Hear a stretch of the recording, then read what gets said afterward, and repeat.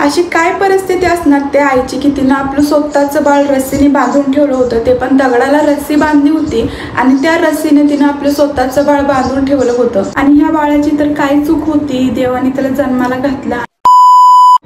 नमस्कार सर्वांना, मी पायल स्वागत करते आजच्या एका आपल्या नवीन व्हिडिओमध्ये। होप सो सगळेजण मस्त आणि मजेत असतात। जर तुम्ही सर्वांनी आपल्या यूट्यूब चॅनलला सबस्क्राईब केलं नसेल तर पटकन जाऊन सबस्क्राईब करून घ्या। तर आज मी कोणत्या विषयावरती बोलणार आहे ते तुम्हाला थंबनेल आणि टायटल बघून समजलं असेल। तर तुम्ही सर्वांना सातारा जिल्ह्यातली न्यूज बघितलीच असेल, नसेल बघितली तर व्हिडिओ शेवटपर्यंत बघा। तर सातारा जिल्ह्यामध्ये ना महाबळेश्वरच्या जवळ एक छोटंसं खेडेगाव आहे दानवली म्हणून।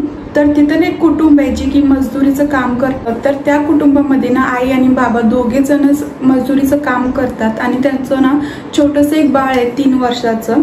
आणि त्या बाळाला आईनी दगडाला रस्सी बांधली होती आणि त्या रस्सीने त्या बाळाचं पाय बांधलं होतं, जसं की मी तुम्हाला स्क्रीनवरती दाखवते, तुम्ही बघू शकता। तर त्या बाळाचे पाय असे बांधले होते रशीने, का तर आईला काम करून द्यावं आणि आईच्या पाठीमागे जाऊ नये। आणि तिथं जे काम करतात ना तिथं सगळीकडे असे दगड आहेत आणि दगडांनी त्याला काय होऊ नये किंवा आमच्या पाठीमागे येऊ नये असं त्यासाठी ना त्या आईनी त्याचे पाय असे रस्सीने बांधून ठेवले होते। आणि त्या बाळाला मेन म्हणजे बोलता येत नाही, ऐकायला सुद्धा येत नाही।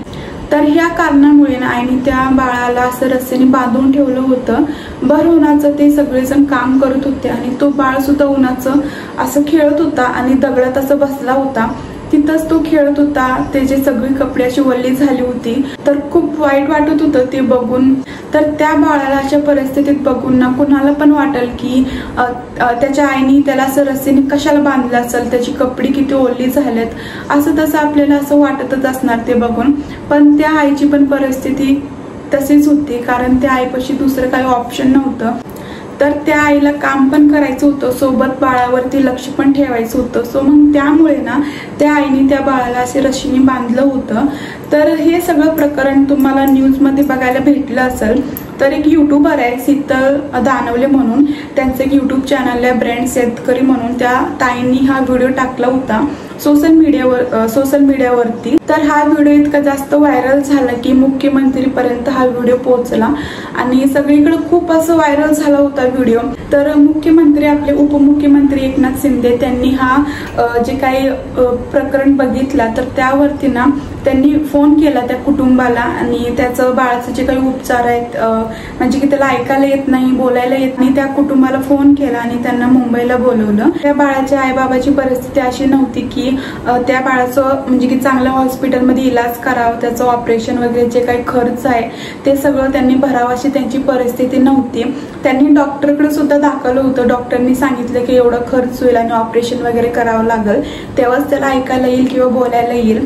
पण त्या आईबाबाची अशी परिस्थिती नव्हती। सो मग त्यांनी काय हेच केलं नाही आणि मग त्याला असे दगडाला बांधून रस्सीने काम करत होते।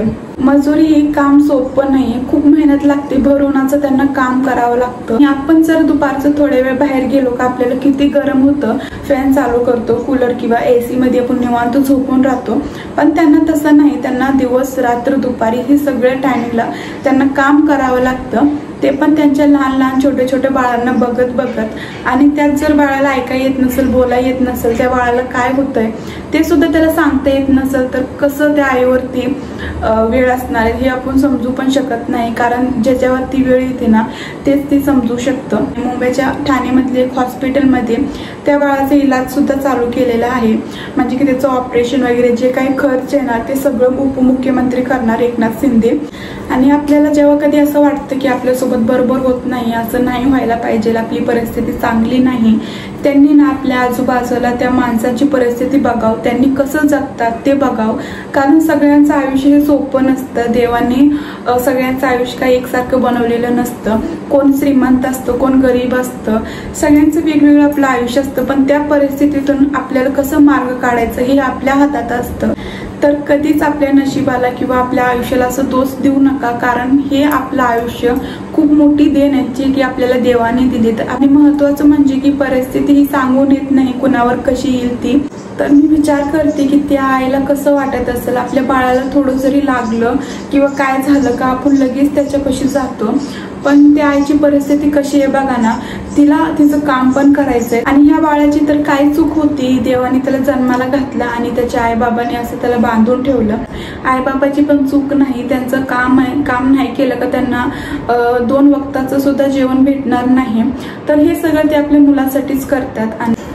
आणि सर्वांना मी ह्या व्हिडिओमधून एवढंच सांगेन की त्या बाळासाठी आपण प्रार्थना करू शकतो, दुसरं काही करू शकत नाही. त्याचं जे इलाज आहे ना ते एकदम व्यवस्थित होऊ दे, म्हणजे की त्यांनी पण लवकर असं बोललं पाहिजे. आई बाबा, जेव्हा एक बाळ आई म्हणतं ना तेव्हा आईला खरंच खूप भारी वाटतं. मी सुद्धा एक आई आहे आणि माझं बाळ जेव्हा मला आई म्हणतं तेव्हा मला खरंच खूप छान वाटतं.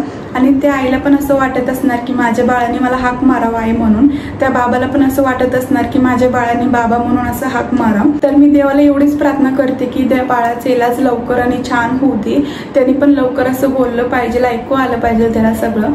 तर मी पण असं सांगेन की तुम्ही सर्वजण त्या बाळासाठी आणि त्या कुटुंबासाठी प्रार्थना करा. तर एका युट्यूबरची किती पावर असेल तुम्हाला ह्या व्हिडिओमधून समजलं असेल. तर युट्यूबरचं असं नसतं की ते फक्त स्वतःसाठीच युट्यूबवरती काम करते, त्यांना पैसे भेटतात, तर फक्त एवढ्यासाठीच ते काम करत नाहीत. आपल्या व्हिडिओमधून कुणाला तरी काही शिकण्यासारखं भेटते आणि आपल्या व्हिडिओमधून जर कुणाचं चांगलं होत असेल ना तेच त्यांच्यासाठी भरपूर असतं, त्यासाठीच ते असे व्हिडिओ वगैरे बनवत असतात. फक्त त्यांचाच फायदा हो असं नसतं. तर मला एवढंच म्हणायचं आहे की त्या ताईंनी व्हिडिओ केला नसता, तो व्हिडिओ व्हायरल झाला नसता, तर आज त्या बाळाचा इलाज झाला नसता आणि तो आज पण असं उन्हात रशीने बांधून ठेवला असता आईने. तर खूप म्हणजे खूप छान वाटते मला की तो व्हिडिओ व्हायरल झाला. तर चला मी व्हिडिओ इथं संपवते आणि तुम्हाला ह्या व्हिडिओमधून काय शिकण्यासारखं भेटलं आणि तुमचं काय मत आहे नक्की मला कमेंटमध्ये सांगा. भेटू असेच एका नवीन व्हिडिओमध्ये. तोपर्यंत बाय.